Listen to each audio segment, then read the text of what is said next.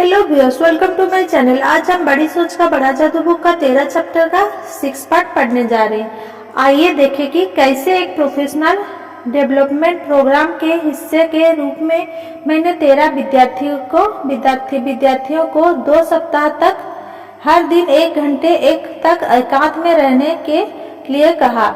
विद्यार्थियों से कहा गया कि वे सारी बाधाओं से दूर बिल्कुल एकांत में किसी भी घटना के बारे में रचनात्मक रूप से सोचे। 2 सप्ताह बाद हर विद्यार्थी ने बिना किसी अपवाद के यह बताया कि यह अनुभव बहुत ही व्यवहारिक और सफल रहा। एक व्यक्ति ने बताया कि एकांत में प्रयोग के पहले उसका अपनी कंपनी के एक अधिकारी से मतभेद हो गया था और वह उसके साथ युद्ध करने के मूड में आ गया था, परंतु स्पष्ट चिंतन के बाद उसने समस्या का स्रोत खोज लिया और उसका हल भी। बाकी लोगों ने भी बताया कि उन्होंने कई समस्याओं का हल ढूंढ लिया, जिनमें नौकरियां बदलने, शादी की कठिनाइयां, घर खरीदने और बच्चे के लिए अच्छा कॉलेज चुनने की समस्याएं शामिल थी।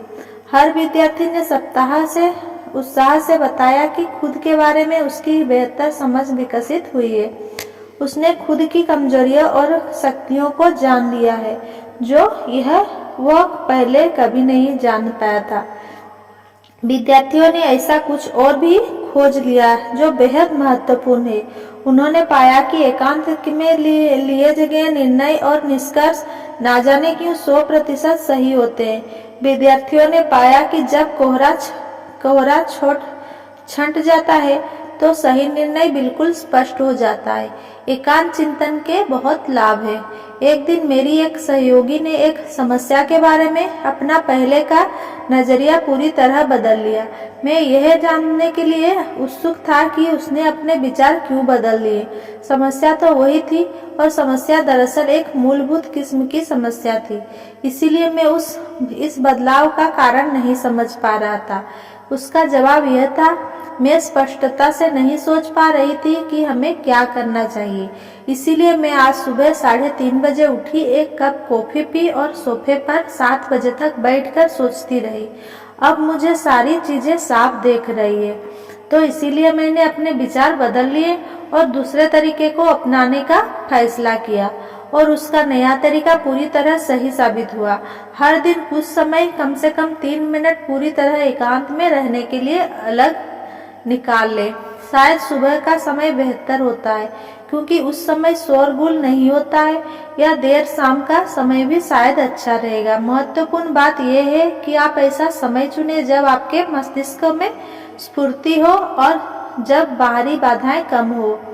आप इस समय का इस्तेमाल 2 तरीके से कर सकते हैं, किसी दिशा में चिंतन या दिशाहीन चिंतन।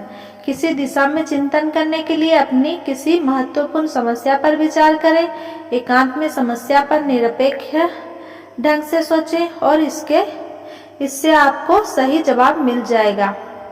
दिशाहीन चिंतन करने के लिए आप अपने दिमाग को अपने आप जो वह चाहे सोचने दें। इन लक्षणों में आपका अवचेतन मस्तिष्क आपको मेमोरी बैंक का दोहन करता है, जो आपके चेतन मस्तिष्क का पोषण करता है। दिशाहीन चिंतन आत्म-मूल्यांकन करने में बहुत सहायक होता है। वह आपको बहुत मूलभूत विषयों तक ले जाता है, जैसे मैं कैसे बेहतर बन सकता हूँ, मेरा अगला कदम क्या होना चाहिए। याद रखें, लीडर का मुख्य काम है सोचना और लीडरशिप की सर्वश्रेष्ठ तैयारी चिंतन है। हर दिन कुछ समय एकांत चिंतन के लिए निकालें और आप सफल चिंतन की राह पर होंगे। संक्षेप: ज्यादा प्रभावी लीडर बनने के लिए इन 4 लीडरशिप सिद्धांतों को अमल में लाएं। पहला, जिन्हें आप प्रभावित करना चाहते हैं उन लोगों के नजरियों से चीजें को देखें। अगर आप उनके नजरियों से देख सकेंगे तो आपके लिए वह तरीका ढूंढना आसान होगा जिससे सामने वाले से मनचाहा काम करवाया जा सके। कोई भी काम करने से पहले खुद से पूछे, ये सवाल पूछे, अगर मैं सामने वाले की जगह होता तो मैं इस बारे में क्या सोचता। दूसरा, दूसरों के साथ व्यवहार में मानवीय बने, नियम को अमल में लाएं। खुद से पूछे, इस समस्या से निपटने का मानवीय तरीका क्या है। आप जो भी करें उससे यह दिखना चाहिए कि आपकी नजर में लोग सबसे पहले आते हैं। दूसरे लोगों के साथ वही व्यवहार करें जो आप अपने लिए चाहते हैं, आपको बहुत लाभ होगा। तीसरा, प्रगति के बारे में सोचें, प्रगति के बारे में विश्वास करें और प्रगति के लिए कोशिश करें। हर वो काम जो आप करते हो उसमें सुधार के तरीके सोचें। अपने हर काम में ऊंचे स्तर बनाने के बारे में सोचें। लंबे समय तक साथ साथ काम करते रहने के बाद अधीनस्थ अपने बॉस की कार्बन कॉपी बन जाते हैं। यह सुनिश्चित कर ले कि मिस्टर कॉपी डुप्लीकेट करने काबिल हो। यह संकल्प करें, घर में, नौकरी में, सामाजिक जीवन में मैं प्रगति के लिए प्रयास करूंगा। चौथा, अपने आप से बात करने के लिए समय निकालें और अपनी चिंतन की प्रबल शक्ति का दोहन करें। एकांत को बहुत फायदे होते हैं। इसका उपयोग अपनी रचनात्मक शक्ति को मुक्त करने में करें। अपनी व्यक्तिगत और बिजनेस समस्याओं को हल करने के लिए एकांत का प्रयोग करें। हर दिन सिर्फ सोचने के लिए कुछ समय अकेले गुजारें। उसी चिंतन तकनीकी का प्रयोग करें जिसका प्रयोग सभी महान लीडर्स करते हैं। अपने आप से अकेले में बात करें। जीवन की मुश्किल परिस्थितियों में बड़ी सोच के बड़े जादू का प्रयोग कैसे करें। बड़ा सोचने में जादुई ताकत है, परंतु भूलना कितना आसान होता है। जब भी आपके सामने मुश्किल आएंगे तो खतरा रहेगा कि आपकी सोच सिकुड़ जाए, आप आकार में छोटी हो जाए, अच्छी हो जाए, और जब ऐसा हो जाता है तो आप हार जाते हैं। नीचे कुछ संक्षिप्त मार्गदर्शक सिद्धांत दिए गए हैं जो आपको तब भी महान बने रहने में मदद करेंगे जब आपके सामने अच्छा सोचने के प्रलोभन मौजूद हो। शायद आप इन सिद्धांतों को छोटे छोटे कार्डों पर लिखकर अपने पास रखना चाहिए। पहला, जब छोटे लोग आपको नीचा दिखाना चाहें तो बड़ा सोचें। निश्चित रूप से दुनिया में ऐसे लोग होते हैं जो चाहते हैं कि आप हार जाएं, आपके जीवन में दुर्भाग्य आ जाए, आपको डांट पड़ जाए, परंतु ये लोग आपको तब तक नुकसान नहीं पहुंचा सकते जब तक कि आप ये 3 बातें याद रखेंगे। पहला, अगर आप घटिया लोगों से लड़ने से इनकार कर दें तो आप जीत जाते हैं और अच्छे लोगों से लड़ने से आपका आकार छोटा हो जाता है। इसीलिए महान बने रहें। दूसरा, पीठ पीछे बुराई का बुरा ना माने, यह तो आपके विकास और आपकी प्रगति का सबूत है। तीसरा, याद रखें कि पीठ पीछे बुराई करने वाले मनोवैज्ञानिक रूप से बीमार होते हैं। महान बने, उनके प्रति सहानुभूति रखें। अपनी सोच को इतना बड़ा रखें कि अच्छे लोगों के हमलों का आप पर कोई असर ना हो। बी, जब आपको यह लगे मेरे पास वो काबिलियत नहीं है जो मैं इसमें सफल हो सकूं, तो बड़ा सोचें। याद रखें, अगर आप खुद को कमजोर समझते हैं तो आप कमजोर बन जाते हैं। अगर आप खुद को अक्षम समझते हैं तो आप अक्षम बन जाते हैं। अगर आप खुद को सेकंड क्लास समझते हैं तो आप सेकंड क्लास बन जाते हैं।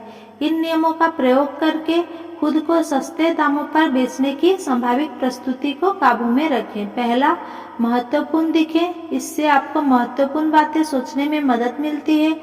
आप बाहर से कैसे दिखते हैं, इस बात का काफी संबंध इस बात से होता है कि आप अंदर से कैसा महसूस करते हैं। दूसरा, अपने गुणों, अपनी काबिलियत पर ध्यान केंद्रित करें।